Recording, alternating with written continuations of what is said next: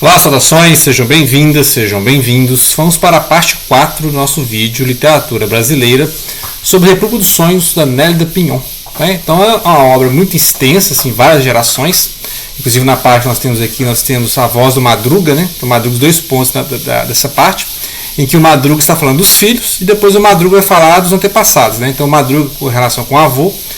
Então assim são várias gerações, né? Nós temos a relação da neta com o avô, ou seja, a Breta com o Madruga, e a relação do Madruga com o avô do Madruga, né? Então, ou seja, são lá no final do século XIX, né? Então, ou seja, a Nélida Pinhon arrumou uma forma de fazer uma narrativa muito extensa, assim, que atravessa várias gerações. Então, basicamente, nós estamos a voz então do Madruga em relação aos filhos, né? A dificuldade de cuidar com cada filho, com cada individualidade. Ele que está preocupado o quê? Em subir socialmente, não é isso? Em administrar os bens agora que ele é um brasileiro, né? Na época ele chegou sem nada, né? Ele e o Venâncio chegaram sem nada. O Venâncio é aquele que está preocupado mais em ler jornais, né? É o mais idealista, né? Então você tem aqueles personagens mais idealistas.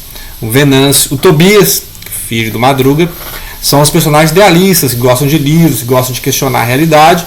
E você tem aqueles personagens que querem se encaixar na realidade, né? O Madruga, o Miguel, o Bento, né? Miguel e Bento são filhos, que são aqueles que querem encaixar na realidade. Como é que funciona o Brasil? É assim? Então vamos fazer, né? Então são as pessoas práticas. As pessoas práticas não ficam indagando muito, não ficam questionando muito, a pessoa prática age. Então é a pessoa da ação. Enquanto que o Venâncio e o Tobias são aqueles da idealização, né? Ou seja, são o mundo ideal seria isso, então eles ficam ali na dúvida, né? Em questões familiares, né? O Venâncio tem questão. Aliás, o Venâncio é solteirão, né? Mas o Tobias tem um problema ali familiar com a esposa, né? Então tem essas questões, o livro sempre vai e volta nessas questões. Então, o olhar do Madruga e o olhar da Eulália e Odete. Por quê? Porque aí tem essa dupla, né? A Eulália é a esposa do Madruga, né? Como já sabe, e a Odete é a serviçal lá, né? Empregada, que está muito próxima, que é a pessoa mais próxima da patroa, que não ser empregada, né? Então a empregada é alguém da família. Sempre tem essa ideia, né? De que alguém da família, né? Ou seja, a empregada é alguém da família, né? E elas estão aí lidando com os filhos. Então a gente já viu uma parte aqui que vai demonstrar então a relação lá do Miguel e a Esperança, né? A Esperança sempre disputando, a Esperança sempre é aquela disputa, né? Da moça com o rapaz, né? Até que o rapaz vai trabalhar, até que o rapaz vai servir o exército, né? Coisa que o Madruga faz questão. O Madruga faz questão de que o Miguel vá para o exército. Não, quero meu filho, né, militar, quero meu filho de coturno alto, né? Então é uma exigência porque o Madruga tem esse interesse de se integrar à realidade brasileira, né? Então ele quer se ver como cidadão brasileiro. E agora vai desenvolver também o personagem do Bento. O Bento é o outro filho, né? Ele já teve um filho chamado Bento, mas que morreu precoce, né? Prematuro ali. E aí ele insistiu, né? Eu quero ter um filho que chama Bento, né? Então esse é o outro Bento, né? Pela contagem que é o terceiro filho. Lembrar que a história não é linear, a história vai e volta, né? Então a história vai e volta. Vamos acompanhar o Bento. Então ele vai estudar advocacia, vai estudar direito, né? Vai ser advogado. E aí lá tem um professor, né? Um professor assim, muito rigoroso, tradicionalista, né? Que fala que é de família muito antiga, que meus antepassados lutaram na Guerra do Paraguai, né? E aí o Bento tem aquela relação, né? Eu sou filho de imigrante, né? Sou filho de um espanhol. Né? E o professor respeita muito a cultura espanhola, né? Gosta do Dom Quixote, gosta né? Torceu pelo lado conservador na Guerra Civil Espanhola, né? Ou seja, interessante, né? Esse professor é muito mais assim à direita, e o Venâncio e o Tobias estavam torcendo pelo pessoal republicano, né? Pelos revolucionários ali na Espanha, na Guerra Civil de 36, 39, né? Que a gente acompanhou aqui vários momentos, tanto na leitura do Madruga, que não queria saber da guerra, né? Porque ele queria ser brasileiro e não queria saber da guerra, e enquanto que o Venâncio e o Tobias acompanhavam, assim, né? Aí tem cenas aqui da reunião familiar. Então, por exemplo, o Venâncio, né, presenteia o menino lá, o Tobias, com um brinquedo de soldadinho de chumbo, né? E fica lá os irmãos brincando, o pai brincando, né? E aí aquela briga já entre o Tobias e o pai, né? Ou entre o Bento e o Tobias. Por quê? Porque, olha só que interessante, enquanto que o Miguel e o Bento, eles tentam acompanhar o pai em tudo, certo? Eles querem imitar, eles querem a aprovação paterna, não é isso? Então tem até dificuldade com a mãe, né? Então, por exemplo, o Bento tem uma certa distância com a mãe, né? Ele acha que, né? Esse negócio de carinho maternal, ele não gosta, né? Então ele é um cara mais sério, assim, uma criança mais séria, não. E ele quer o tempo todo ter a aprovação do pai. Então ele nunca vai desagradar o pai. O Miguel é a mesma coisa, o Miguel já ali, o filho, né? Já tá estudando, né? Já está trabalhando, já vai servir o exército, então aquele filho, é o filho, né? E aí o Bento tem aquela, ó, o Miguel tá lá em cima, a Esperança fica disputando com esse Miguel, só que ela é a moça, né? Então ela tem a condição feminina é outra, ela tinha que se idealizar, ou seja, ela tinha que se identificar com a mãe, né? Então as relações familiares interessantes, né? E a Esperança vai ser a mãe da Breta, quem vai narrar esses textos é a Breta, né? Ou seja, é a filha, a neta, né? A neta do Madruga. As partes do Madruga, assim, o Madruga é interessante, ó, você vê, o Madruga não quer saber da Espanha, né? Ele quer ser um brasileiro, vir para o Brasil, né? Fazer América, a ideia de fazer América. Só que o tempo todo ele fica sonhando, né? Pensando, ainda mais as partes que ele vai visitar a Espanha, a gente viu no texto anterior, né? Eles vão visitar o Dom Miguel que é o pai da Eulália, né? A esposa. E aí ele chega lá e ele fica vendo a Espanha, né? O que é a Espanha na verdade? E aí ele vai lembrando, os trechos que ele vai lembrando, né? Dos dois momentos. Momentos em que a Breta viaja com o avô, então a voz narrativa da Breta, ela vai narrar aquelas viagens que ela fez para a Espanha junto com o avô. E também tem as memórias, né? Memórias, assombrações, né? Assombrações dentro do Madruga, dele lembrando a relação dele com o avô dele. Né? Ou seja, então, uma pessoa que viveu o século XIX. Né? Então, o Madruga que veio para o Brasil no início do século XX. Né? Então, nisso você consegue pegar uma história que tem mais de 100 anos. Né? Ela pega uma história, porque a história vai acabar lá nos anos 80, né? O livro é de 84. E aí vai ter. Deu uma parada aqui um pouco. Nós estávamos no início do período dos anos 60, né? Que vai ter a ditadura civil-militar, 64 até 85. Ou seja, quando o livro foi escrito nem tinha acabado ainda, estava a transição, né? A época do Tancredo Neves, Sarney. Aí o Sarney assumiu em 85, foi até os anos 90, né? Nos anos 90, teve a eleição, 89, 90 veio o Collor, né? Então aí outro período, né? Então essa transição aí dos anos 80 para 90, até o primeiro presidente eleito depois do golpe, né? Que é o Fernando Collor. Aquele que foi tirado por impeachment, né? Ficou 2 anos. Então, assim, a história do Brasil não é para principiante, né? A história do Brasil não é para principiante. Nós lemos aí os dois livros se complementam, né? O livro lá por exemplo, do Viva o Povo Brasileiro. Viva o Povo Brasileiro, do Ubaldo Ribeiro. Então, que ele vai pegar toda a história do Brasil, né? Longo painel histórico. E este vai fazer o painel histórico só que de geração de imigrantes, pessoas que saíram da Espanha, né, famílias que vieram da Espanha para trabalhar no Brasil, fazer América. Né? Então a gente tem várias literaturas assim, a gente viu os árabes, né, o pessoal sírio-libanês, né, a gente viu aí o pessoal, né, na leitura também de civilização e de cultura islâmica, né, que vieram para o Brasil, Milton Ratum, o Radwan Nassar, nós estamos debatendo tudo isso junto. Se literatura é interessante, eu gosto de literatura por isso, porque você lê sobre vários pontos de vista, né? Então você entende cada ponto de vista, né?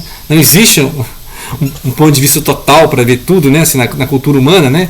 Então você vê pequenos olhares, né? Você vê o ponto de vista de um e o outro, realmente tem relação com outro ponto de vista, tem uma reação a este ponto de vista e também tem uma autenticidade de ponto de vista, né? Que cada um vê do seu quadrado, né? Cada um vê do seu quadrado. E aí você vê como é que é o Brasil a partir dos quatrocentão. O que é quatrocentão? Aquelas pessoas, meu tataravô fundou São Paulo, né? Fundou São Paulo. Então essa ideia, né, de que meu antepassado fundou São Paulo lá no século XVI.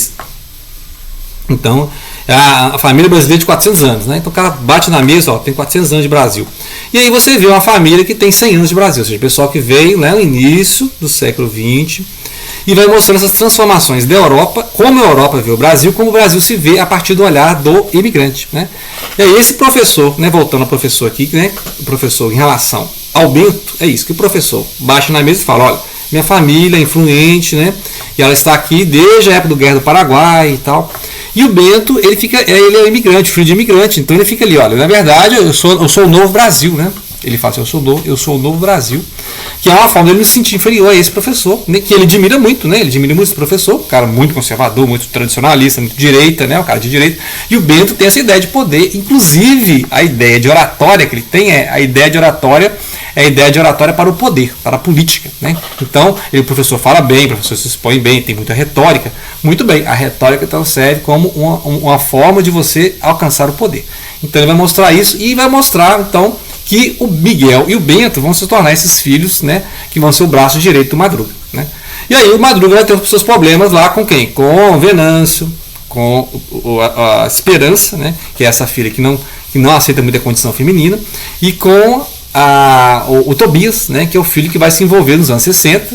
A gente não viu isso, né, mostrado na narrativa, a gente sabe o que vai acontecer, porque a narrativa vai e volta, né? Então a narrativa está nessa transição. A gente sabe que o Tobias vai se envolver com política estudantil nos anos 60, ou seja, uma coisa subversiva, né? Nos anos 60, isso é subversão. Então a gente tem vários, né? É um romance de dialogismo, né? Como os bons romances, igual lá, voltando a ele, Viva o Povo Brasileiro, voltando ao Dostoiévski, né? O Irmão Karamazov, os Possessos, né? Então, vários livros assim que trabalham dialogismo, ou seja, tem vários personagens, né? O Idiota também, Dostoiévski, né? Então são vários personagens em que estão cada um dialogando com um ponto de vista diferente, e aí você vai entendendo, olha, a posição da esquerda é essa, a posição da direita é manter esses valores aqui, todos estão certos, todos estão errados, né? Então você vai analisando, porque a única tem uma voz aqui que vai tentar unificar esses discursos, né? Mostrando o painel, mas ao mesmo tempo vem a voz do Madruga e corta isso, e vem a voz da Breta e tenta entender o avô, tenta entender os parentes, a mãe, né? Então, esse jogo dessas vozes que vão e voltam, né? Porque não são lineares, né? Não há. Então você vai ter que. Você está avançando, aí volta, aí você volta lá no século XIX. Porque à medida que o Madruga vai ficando mais velho, né? E vai administrando essa família, vai ficando numerosa, esse monte de filho, cada um com seus problemas, né? Então, a outra filha lá, o marido que quer dominar, né? O marido que quer dominar os negócios da família. Então tem um monte de filho, tem que administrar a esposa do filho lá, o esposo da filha, né? E aí, à medida que o tempo vai passando, ele vai ficando saudosista daquela Espanha que ele quis deixar, né? Ele quis deixar a Espanha e ir para a América, mas ao mesmo tempo ele vai ficar o tempo todo lembrando dessa Espanha que ele não quis saber, né? Ou seja, durante a Guerra Civil lá nos anos 30, ele nem queria saber, né? Venâncio que falava para ele, né? Venâncio que ficou um tempo depressivo, né? Nem ia lá mais almoçar e jantar com a família, né? Do Madruga, né? Então aquilo afetou psiquicamente o Venâncio, e o Madruga manteve distância. Agora eu sou brasileiro. No entanto, o romance vai andando e você vai ver que nos anos 50, ou seja, 20 anos depois, você vê que o Madruga está tentando entender aquelas raízes, né? Da família espanhola, e de onde ele tirou essa ideia de vir para a América. Não é interessante agora que por que ele bolei essa ideia de fazer América, né? E aí essa é interessante. Agora, a gente vai ver então nos próximos capítulos o que é a relação então da Esperança com a filha, né? Já que a gente já conhece as relações da Esperança disputando espaço com o Miguel. O Bento vai subir nas empresas, né? Chega nas empresas, se apresenta como filho do patrão. Você vai ver essas relações acontecendo. As relações da Breta com o Madruga, né? Já que em vários pontos ela que narra e ela que faz esse meio termo, né? Das gerações. E ela conhece também a família da Espanha, né? Porque ela não vai lá visitar. Então, né? Então ela consegue. A gente vai conhecer então a família lá no século XIX através dessas memórias do Madruga, e vamos conhecer a Espanha atual pelas memórias da Breta, e essas relações do Brasil e dos espanhóis, os imigrantes, a história do Brasil ao longo do século XX, nesse duelo entre os idealistas e os realistas, no sentido de os práticos, né? Vamos chamar assim, os idealistas e os práticos, que são o núcleo idealista o Venâncio e o Tobias, né? E a Esperança, num certo nível, que a Esperança também ela é uma voz dissonante, né?